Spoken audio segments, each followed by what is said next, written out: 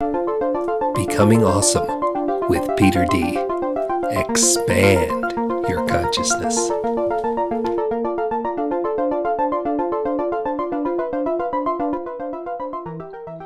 Hello, and welcome to Becoming Awesome. Our special guest today is Reverend Drew Vogt. We're going to have a really interesting discussion on how to connect with Spirit and follow your guidance to become the most awesome person you can be. Drew was the senior pastor of the Sarasota Center of Light, one of the largest spiritualist churches in America. He left that to become the president and co-founder of Casa De Kids in Oaxaca, Mexico, where he works running a school and help center for youth in the area. So it's my pleasure to introduce you to Reverend Drew Vogt. Drew, hello. Hi, good morning, Dr. Peter. Thank you so much for being with us today. I'm really honored. I've known you for a long time. You've been a good friend and a good spiritual counselor. I'm so happy that you're willing to share your wisdom with everybody listening today. Thank you for the invitation. Great. So why don't we just start off with just a very brief introduction of who you are? Why don't you let people know a little bit about Drew? Well, you want me to sum up 60 decades or 6 decades in one paragraph? Or less. Yeah, how shall I condense that? My funniest story about that is that I look a little bit younger than I am. And one time I was at an interview, like a reception, and everyone in the room had my resume without my birthday. And what I'd been doing, for the last 40 years. And a man kept looking at me very strangely. And I thought, oh no, he really likes what he sees or something. It was confusing. He finally comes over to me and he says, "Can I ask you a personal question?" And I thought, oh no, here it comes, something unseemly or something. And he says, "How old are you?" I said, "I'm happy to tell you, but why?" And he says, "When I look at your resume, it doesn't look like you're old enough to have done these things." And I said, "Well, I assure you, they're all accurate. I graduated from high school in 1980 from a private Christian school in San Diego, and then later went on to Loma Linda University. I taught as the youngest person from Loma Linda for 1 year in Japan, in Tokyo, Japan. And that was its own unique manifestation story all by itself, to go as the youngest person from Loma Linda and teach a year in Japan. I was so good for the business that they wanted to keep me in Tokyo, but I wanted to return to university. I ended up studying environmental design and architecture, getting a degree in that in San Diego State University, and later went on into retail management and the fine art gallery management, and doing the ministry kind of on the side when I became more metaphysical or a spiritualist. And so that was kind of the beginning of my career as well as my personal life, taking on more direct responsibility for what I manifested, and with very intentional work to develop the way I wanted to develop, instead of feeling like I was a victim of the universe or a victim of sin or something like that. So I became very intentional. You've always been very empowering. Whenever I speak with you, I get a sense of just power, both with you and with potential within myself. Can you speak a little bit more about the path you took in spiritualism? Yes, it began kind of interestingly because there had been spiritualism in our family as German immigrants, but our grandparents and great-grandparents in San Diego, California, they converted to Adventism because they believed that Jesus was coming back soon. So if he's coming back soon, what they believed was you had to be in the right church. So they joined the right church and gave up on spiritualism, joined the right church. Well, this was in the 30s and the 40s, and Jesus didn't come back, and they kept getting older, and some of them died off.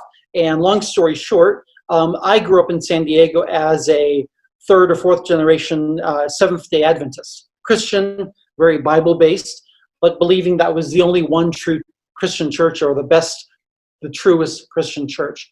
And in spite of what I was learning in Bible classes, etc., I felt like I had my own personal connection to spirituality, which I didn't understand. It actually led me as a child to study indigenous cultures and Native American spirituality.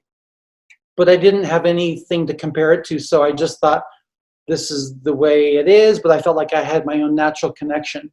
And that led to questioning in my later teens, still believing the church was correct. But then I think the turning point was actually when I was teaching in Japan. So officially I was representing the church doctrine, but now for the first time at the age of 20, living with non-Christians, living with non-Adventists, and trying to explain, original sin or the whole salvation concept. Right. Beautiful people, responsible people, kind and loving Japanese in Tokyo, why they would need this religion from the Judeo-Christian complexion. It was very, very challenging, especially with the very specific Adventist teachings. And so that really led to a lot of questioning. So long story short, kind of in the mid 80s, when I was part of a very studious Adventist church in San Diego, I came to a more comfortable place to question and doubt what was the Christian beliefs and have my own spiritual experiences that basically convinced me that each person has their own connection to what God is. Yeah, that's the truth. That's the big message I want to carry on every episode of this podcast. Yeah. And so that changed everything. So I gave up on labels. I don't care if someone is a Buddhist, a Muslim, these are just words that to me are completely irrelevant. But if you understand or you embrace the idea, each person embrace your connection to what the God force is, then the empowerment of that and the personal responsibility lies with you. Each and every moment is fresh and new, unscripted, unfated, so to speak, by some original sin. I mean, what a sick idea to raise little babies saying, you're a schlep from square one. You're a problem from square one. Before you know language, you're already a sinner. It's so detrimental to the psyche. Right, yeah, keeps you But down. imagine the opposite. Imagine raising a child from square one saying, you are a divine particle of God. You have free will. You can help create heaven on earth. You can create beauty and magnificence in the world. And you are bent, leaning towards your best nature. Because we get programmed for plus or minus, very much so by that first incubation called family. And I just love this idea that, after a turning point, mine was in the 80s, I'm kind of in the role of being my own parent. My reprogramming is my responsibility in terms of realizing, wait a minute, if I choose to do something nasty or mean or unloving, it's not because of Adam or Eve. It's because I just made that choice. And maybe some people don't. Can you say more about responsibility? You're kind of on a roll now, and I'm interrupting it. But that part you said earlier about once you have this personal relationship with the divine, a whole new level of responsibility comes up. Can you speak more to that? That's based on, for me, and it fits perfectly with metaphysics and spiritualism as I understand it and have been working with it since the late 80s. But it's the idea that your soul, you, yourself, and you, has the ability to make a choice. We teach the people are free. But the idea of original sin says, no, you're actually a slave to sin. You're predisposed to be a schlep and a mess up. And so you can't, even one of the papal explanations in, I think it was the 90s, said, even if you're just sitting on a sofa doing nothing, you're still a sinner. And it's like, wow. Born to lose. Yeah. And this is the opposite.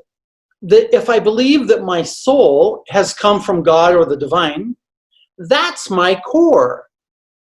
The computer upstairs called brain, which is biological and human, I need to manage that Mm. instead of the other way around. And when we realize that we have that power of choice, then we have freedom. To walk around feeling like a schlep, that's disempowering. But if I am empowered by my personal responsibility, that I am a part of God, I am a part of what is wonderful and beautiful on the planet, and part of my divine responsibility is to create more love and beauty in the world. How magnificent is that? Now we're on the right page or the correct path to selecting beautiful words, beautiful actions, Yes. following the intuition, the beautiful intuition that opens new doors. I want to talk more about that intuition, but can you talk just a little bit first about how your new awareness brought you into the spiritualist community and how that educated or transformed you? Yeah, that kind of began, well, it literally began in the late 80s when I began to have very, very, very, very intuitive experiences, knowing something that would be said or done in advance and it being accurate. Now, even as a liberal Adventist, I thought, well, that could just be intuition or some kind of psychic energy going on. It didn't necessarily have spiritual implications. But as I began to kind of test that and play with it, thinking to myself, even as a Christian, I thought, well, if there's angels, if there's divine prophets from heaven that can help us, maybe that's not such a horrible thing. Maybe I can experiment with it. But if it's intelligent, if it is divine, if it is from God, as I understood it then it's beautiful and lovely and is willing to work with my questions. See? So in the late 80s, I began to actually do these little test experiments to figure out if it was actually listening. And it was then I began to have the most amazing experiences of my life. Can I just interrupt real quick? Give me one example of a test experiment because I want to do it. I'm sure other people listening are going to want to do it. One brief example. Okay. The test experiment, again, the universe is responding to be concise, to the intelligent divine universe is responding to our positive nature and our sincere questioning. So if we're coming from a place of negativity and a negative skepticism, it's hard to get positive support. It's if I go to a positive teacher and I'm just complaining and suspicious and negative, he's not going to want to talk to me. But if I go in sincere, I don't know everything. I want to learn. I have a humble place of wanting to know and to learn. He's going to talk to me. And I believe God as intelligence honors our doubts, honors our questions, and is responsive when we sincerely want to know. So one of them was when I moved to San Francisco on faith, I actually got a job and a place to live during a recession that was kind of pre-told or pre-promised, and so I thought, well, that's okay, but if they're really intelligent, I want some more responsiveness. And so I had heard about a magnificent book that I had wanted, but I couldn't afford it at the time. And so I just prayed about it, one or two mornings in a row. And one morning after I did that, I walked down the street, and here was the book, the same book I was praying about, sitting on a receptacle at the corner of my corner. Delivery service. Yeah. And I thought, yeah, that's pretty good. It's just a coincidence, right? So then I stayed on that topic for a couple days praying for the same book, even though I already had it. And one morning I was on a little walk, and I'm not fond of garage sales, but I was on the opposite side of the street of a garage sale. My intuitive voice said, cross the street and look at the sale. I crossed the street, bleh, not interested. The little voice said, look under this pile of clothes. Specifically, look under this pile of clothes. I pick up the pile of clothes, and there is a copy of the same book. Wow. Twice now. That's pretty good, yeah. And if my experiences were only limited to that, I would say, maybe it's a coincidence. I think I'm too suspicious for that. And I asked for more and more advice. So one of the first mediumship classes, which is the ability to tune into spirit, I went in to this beginner's class, protecting myself like a good Christian, protecting myself from any demonic forces and praying for love, praying for protection, praying for guidance. Nothing should happen to me that isn't God ordained. It's God blessed, etc. And as I was looking around the room, I would get little impressions about this person, this person, this person. And I was in a room with all these students who I didn't know because I'd moved from San Diego. And as I looked at this one lady, I literally felt a magnetic, energetic pull. And I would say I'm not generally very new, I wasn't into any weird energy concepts. I didn't know enough to have concepts, really. But I felt this magnetic pull to this lady. And as I looked at her, I began to get tears in my eyes, standing in front of these strangers, tears in my eyes. And I began to see with my spiritual vision, kind of a man with blonde hair over her shoulder who was not physically there. And in short, I'm consolidating it. In short, I began to have a dialogue with him. And he said his name was Stephen. He had known her because he was her neighbor. And she said, yes. I mean, her eyes got this big. Yes, she knew this guy named Stephen. And I said, he passed from an overdose that was kind of suspicious. And then she started crying, and I can't believe what's happening. It feels lovely. It felt like love. It felt like a beautiful heart connection between the three of us. And that was the beginning of what I would say was intelligent communication of me with the spiritual realm. And everyone can do it. Everyone has been doing it, but not usually consciously. So we see threads of this same communication in every single religious movement, every form of spirituality. Ancient spirituality used it all the time, but unfortunately it was mixed with a pre-scientific knowledge or the lack of scientific knowledge. So in indigenous cultures, we get this kind of authentic communication and spiritual experience, but mixed with superstition. Right. And I'll go ahead. So I'm going off script now, and I know we originally agreed to a half hour, but you've got so much good stuff. Can you do an hour with us today? We can. I'm trying to be condensed as well. Right. So before we get back to the questions, which are, again, amazing stuff that you in your life, can you just quickly give a very, very simple technique or process that somebody new to this can start to access their own spiritual connections? Yes. The first thing is just to realize before you take the first step, the first thing is just to realize that you have two major components going on. One is your physical organism, which is your body and emotions and your mind. The mind is like your computer. Think of it like the computer. Your soul is what does not sleep. Your soul is what is eternal. Your soul is what is behind the physical mind.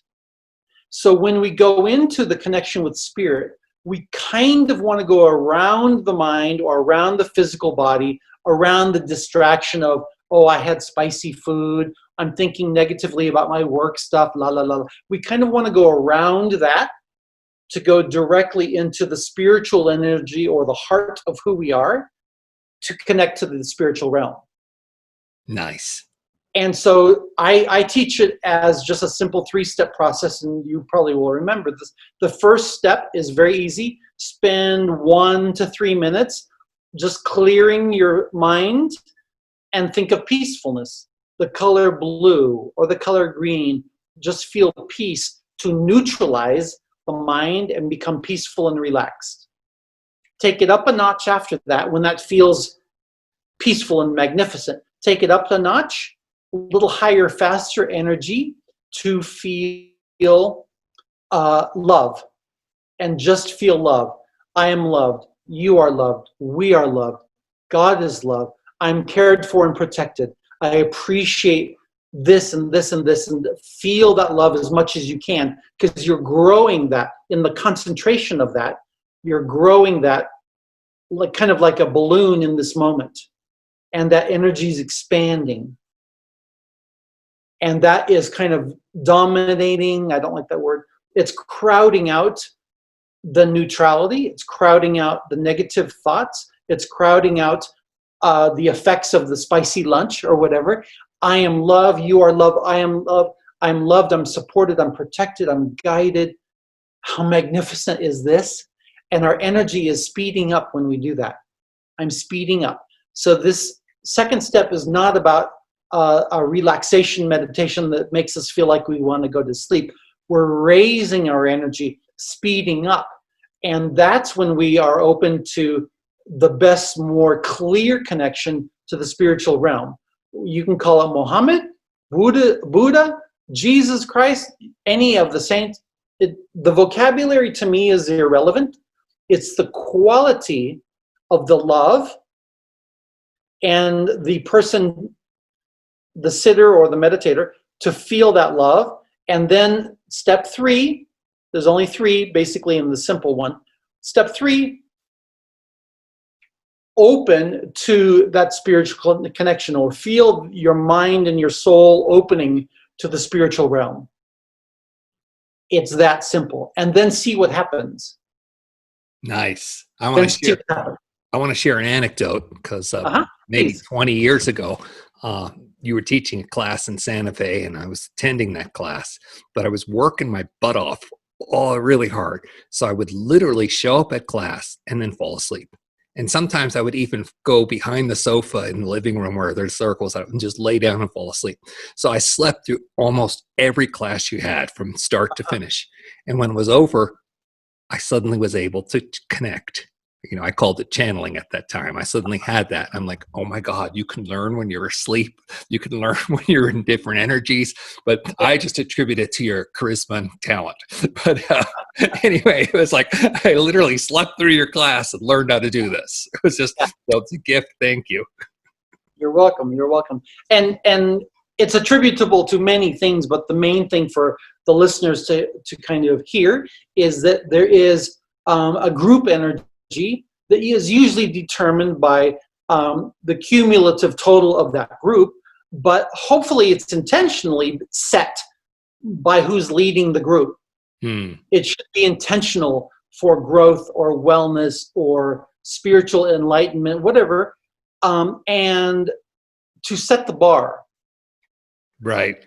As love and with pure intention. And that's why one can go into some groups, whether it's 10 or 1,000 people is irrelevant. There's a cumulative group energy.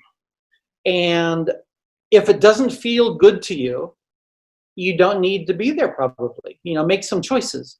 Yeah, I've been really working on creating group consciousness. Most recently, we do a regular meditation with creating group consciousness. And it's amazing once you hit that state of synchronicity with others, what can be done. Exactly. And so when people go to groups or classes, you know, the quality of the experience or the quality of the spiritual group energy should be set by the facilitator.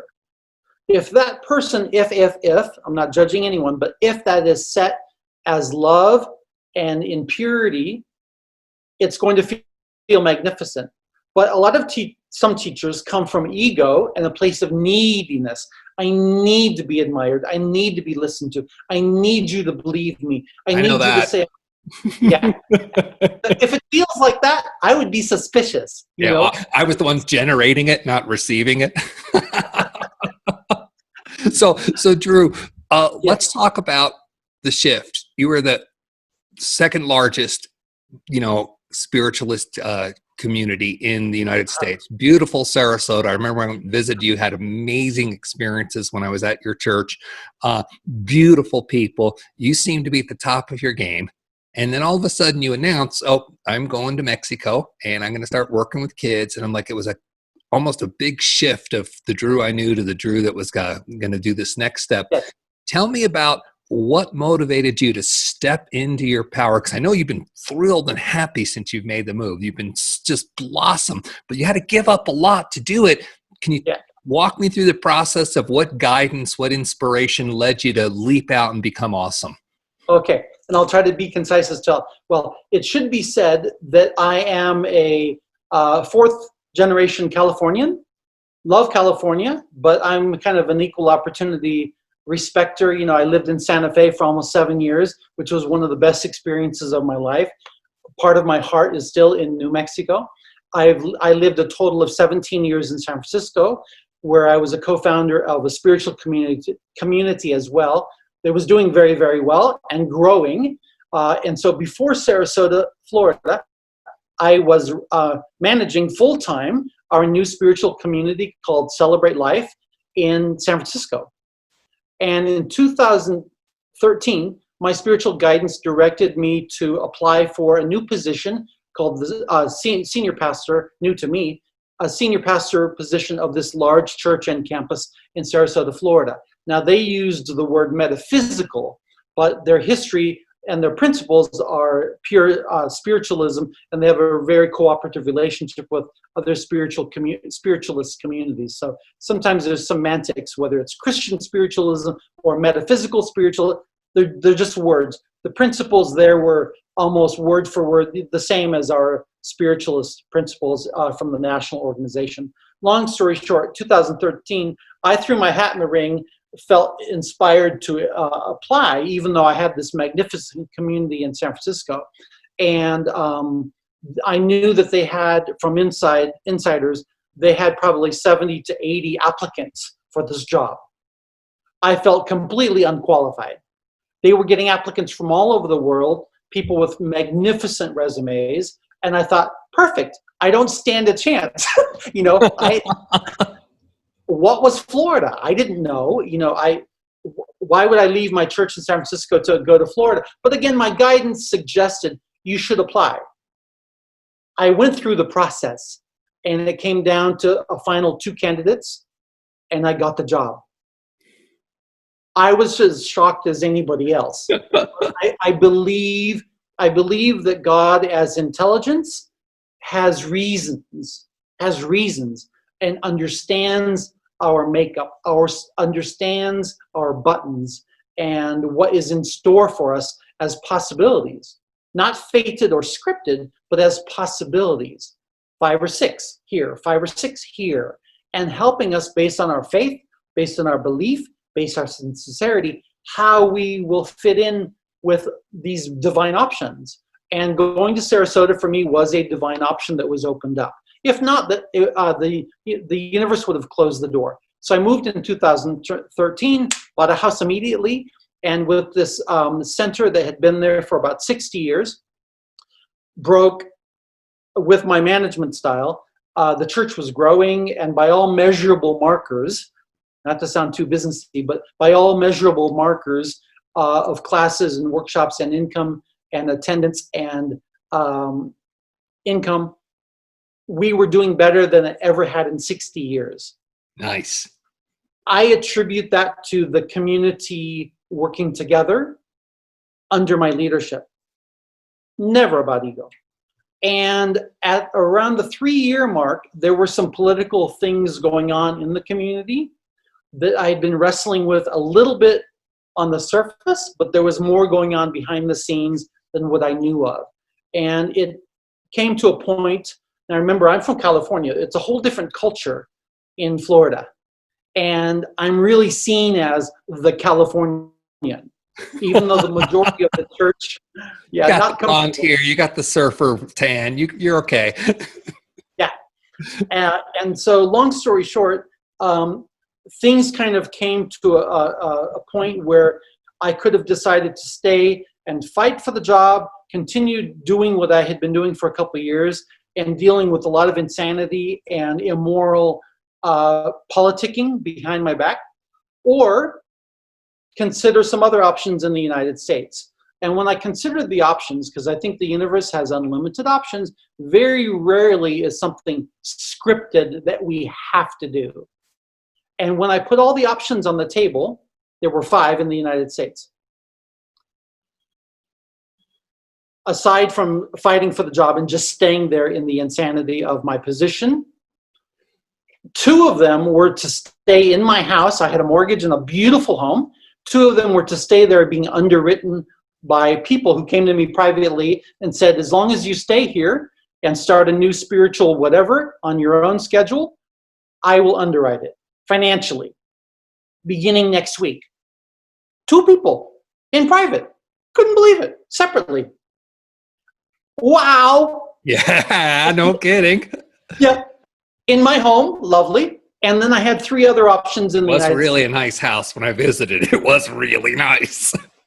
I bought low and sold high. But the point is, spiritually, I had 5 options I could have done that was the known, that was the predictable, that was the safe, that was easy for me to get my mind around in the United States.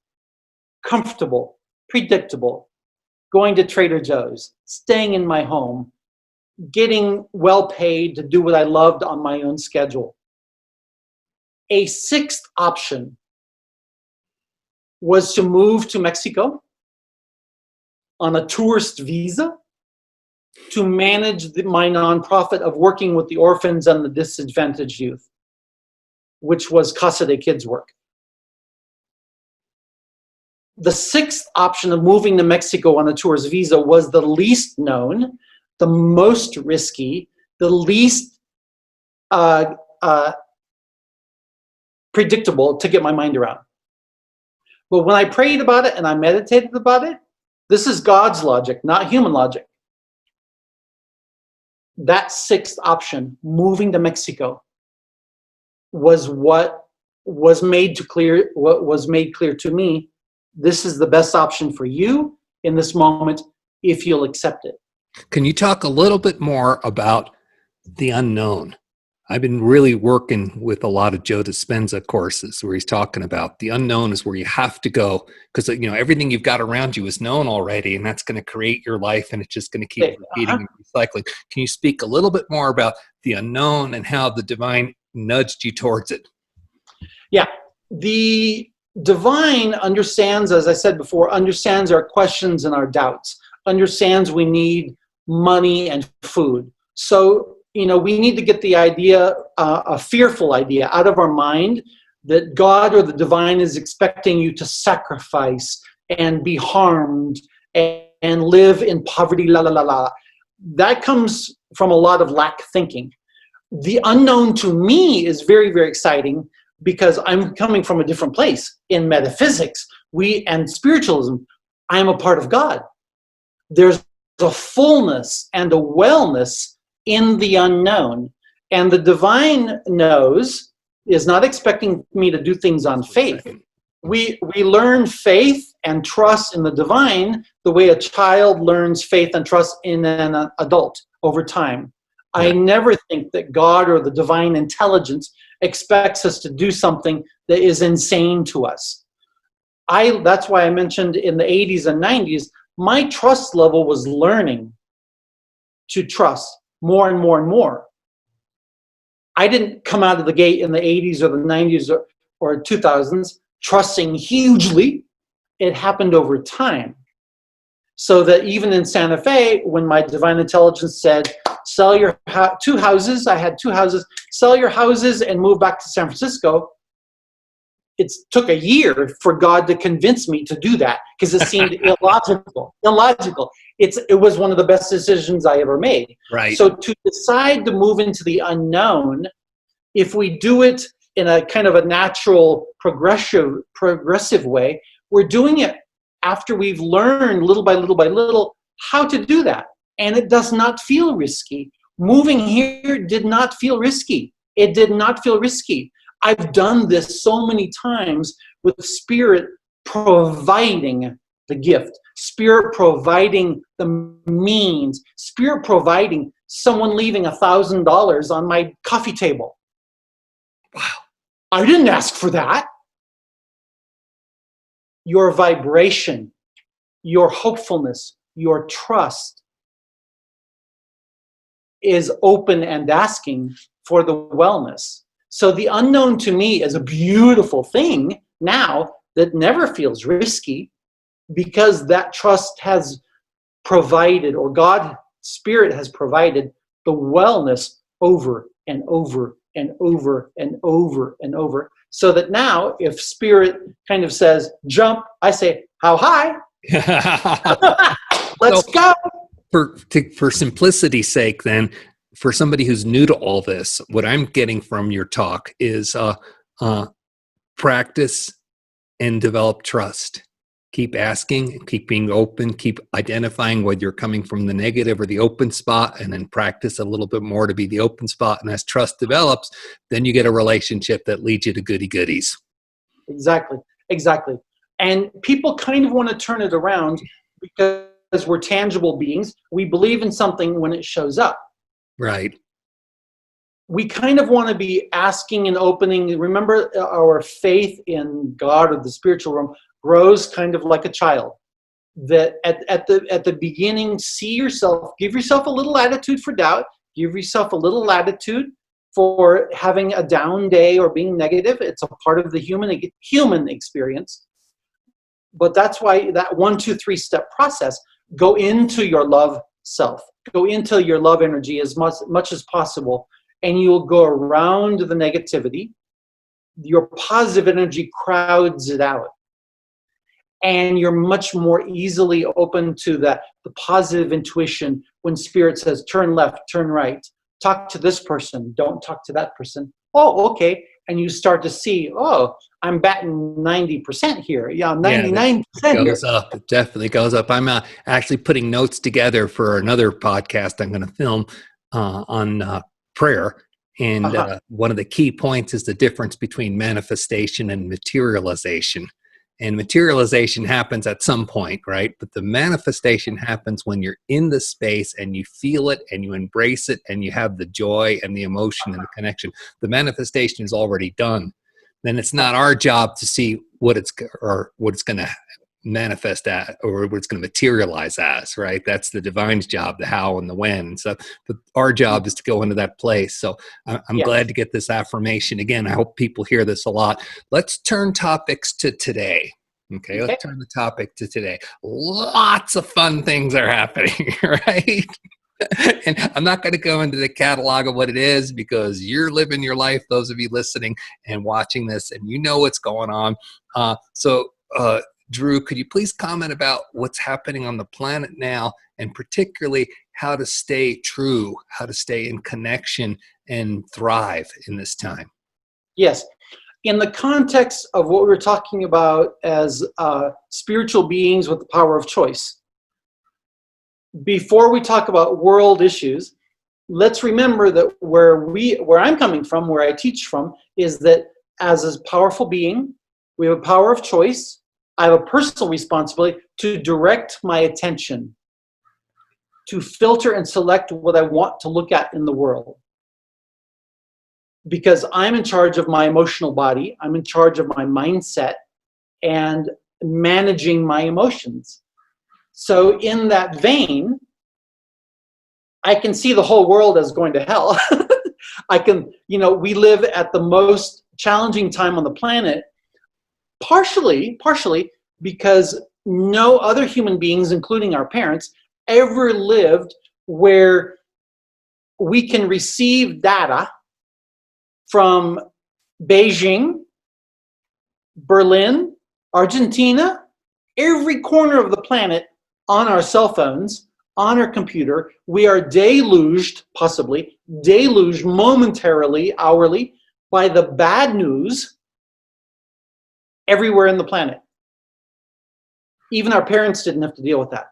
And so with the inundation of news, usually bent on what is horrific and dramatic. Right. Yeah, they're there to mess you up. They make a profit. The more scared they are, the happier they get in their bank account. Exactly. And so as spiritual workers, or being aware of guiding our spiritual experience, we need to be aware that what we put our focus on has an impact on us first. I'm not responsible for changing the world out there if I'm not taking care of me. So you got to take care of yourself first. Other people are creating their own dramas. They have that ability. They have their own personal responsibility. And if they screw things up, that's not necessarily my problem. But just as, to use a smaller kind of a metaphor, here there's lots of poverty. I live in the third poorest state in Mexico. I live in luxury, kind of, because I sold my house in Florida, built a house here so I could live for free for the first time in my life. But I'm not responsible for solving all problems here in my city with poverty or the orphans or the disadvantaged youth. I can do what I can do. And our work continues to expand, but I have to keep my mind on the goal. My first goal is me as my foundation. I'm a part of God. God is part of me. Wellness and taking care of Drew, so that the spin-off is I can bless and encourage and love and support other humans. In this case, my Casa De Kids, 25 students. And everyone else outside of that purview right now, I'm not ignoring them as a topic, but I can't mess up my vibration because there's someone who's hungry, whether it's here, Africa, the Polynesian Islands. Everyone has access to the help. Wasn't there a Bible passage where Jesus was saying, think of the good things you've got? Mm-hmm.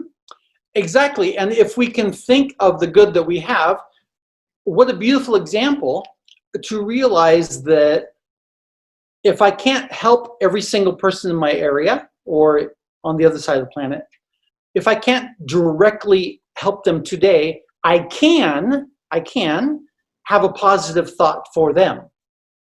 Knowingly or unknowingly, they can receive help from the spiritual realm as they're open to it. Even atheists and agnostics, their label's irrelevant. Some of the kindest people I know say they don't believe in a God. They are kind and generous and responsible for their behavior. So they don't believe in God, they just simply exemplify it. Exactly. In Mexico, this means yes. Nice. Exactly. Nice. Exactly. Great. So tell me more about Casa De Kids, especially how people can help out. You're doing great work there. So what can we do to support you? Excellent. I love it. My work here began in 2007 when I got exposed to some wonderful nonprofit work that was going on here from an orphanage that was not providing enough solutions for the kids and enough care, and basically kicked them out at the age of 13. So after 2008, when I actually physically came here to see the program and start helping out, I became more and more involved. And the first thing I realized was people have to live here to manage the work for it to be really, really effective. And so in the back of my mind, I continued to do the work from California and Florida, but I knew that someone had to live here to do it. And so in 2015, to create a very specific nonprofit to work here, we created Casa De Kids. CasaDeKids.org is our website, and it is a U.S. 501c3, non-denominational, non-religious. And what we do is provide food or rent, school uniforms, anything that the orphans or the disadvantaged need to continue their education. So the best way that people can do is to actually financially make a donation, and it could be a one-off donation on our secure donate page at CasaDeKids.org, or actually what's better is to, because we have costs every single month, become a monthly donor. Whether it's $5 or $49, it doesn't really matter, whatever works for you. But we are literally, including today, I'm going grocery shopping for kids who don't have food. This is real. This is real. And I moved here because it's real. And I get kind of choked up about it because when someone doesn't have enough food and they say, and they're doing well in school, we track their grades and everything. And they actually, call me and say, I need food. Can we go buy food today? Yes, we can. So I'm doing that. That's one of my tasks this afternoon. As soon as I get offline, I'm going grocery shopping with a student. And we have a very personal rapport with them. But that takes real money to do that. And so if people can donate any amount that works for you, I call it for the price of a pizza. How much would you pay for a pizza? If you donate just that one amount per month, fantastic. You can do it as a one-time decision from your bank account on our website. That's magnificent. We manage every single dollar personally so that there's nothing lost. We're wise, not too frugal, but I don't like that word because of sometimes it has lack consciousness with the word frugal, but we're very careful about using the money wisely. And again, we're buying groceries, books, school uniforms, tuition. We've already had about 5 or 6 college and university graduates. And that's the short answer. Great. So that's casadekids.org. If you're watching this on YouTube or Facebook, look below the video and you'll find a link. And if you're listening to this on a podcast, you need to go to becomingawesome.podbean.com, becomingawesome.podbean.com, and you'll be able to find a link to Casa De Kids, .org, casadekids.org, to support Drew and the beautiful work you're doing. So we've been at this for just about 50 minutes. Can you give me a wrap up? What's the big takeaway you'd like people to get from this talk? Wow. I love that, especially the challenge of being concise. You said that a few times. I think you just need to manifest it. You're doing beautiful. I want to listen all day. Personally, I want to listen all day because you just keep dropping nuggets of wisdom, I'm condensing a lot. It's because I'm accustomed to teaching classes or seminars where I do have kind of the luxury of time, So to do things in 49 minutes or whatever is really a wonderful challenge now online. But I think a couple of the closing nuggets would be for people to really embrace their personal responsibility to guide and direct their spirituality. Not with arrogance, but with the humility that we don't know everything. And that's a beautiful space of the unknown to experiment with what God is. And you get to figure that out for you. That's why you have a conscience. That's why you have an intelligence. And you have your own soul as a portal to the spiritual realm. Figure that out. Get empowered. Get turned on. Whatever decades you have left of your life, that can be a beautiful space to manifest what you want. And if you don't see yourself as stepping out of a comfort zone, or like I never expected to live in a developing country outside of the United States, surprise, if you don't see yourself doing that, that's okay. Find what you can that excites you. This is my passion. We're not called to be sacrificial, in my opinion. No. But find what excites you that makes a positive difference, so that as a spiritual being, you're leaving a beautiful result. You're causing a beautiful effect here on the planet. Because it's my opinion that when we get to the other side, which means seconds after we leave our physical body, within seconds, we have more complete awareness of our life than ever. And what a beautiful experience it is to realize when we leave the body, the effects we've had. Instead of a negative self-judgment or God imposing some law that was impossible to keep, we have complete clarity and vision as to how our life positively impacted seemingly countless people. Because just like... So funny what you're saying, because I'm teaching a class on this week, and the name of the class is Do Your Life Review Before You Die. Nice. Yes. Yeah, I want to just reaffirm what Drew's saying here is I'm doing this podcast because I love it. I've been called to do it, and I've been listening to it, and I've been growing and expanding, and life keeps getting better to do this. So I'm, I didn't know I was going to do podcasts till I started doing this, and it's just just beautiful to go in with the trust that, okay, I've got guidance. I'm going to follow it, and then watch yourself unfold. I do need to tell you kind of the way it works on the interwebs. Please like, please share, please follow, please subscribe. Those are the kinds of things that click the little computer algorithm to send this message to more people. And that's really what I want to do, is I want to get everybody to carry this message of empowerment and upliftment. And just the beautiful gems of what I've gotten today. God is within. I can hear this. It's speaking to me in ways that I can become more and blossom and unfold. And as I allow that, trust and goodness takes place in my life and in the lives around me. That's the message I'm getting from you today, Drew. Anything you want to add?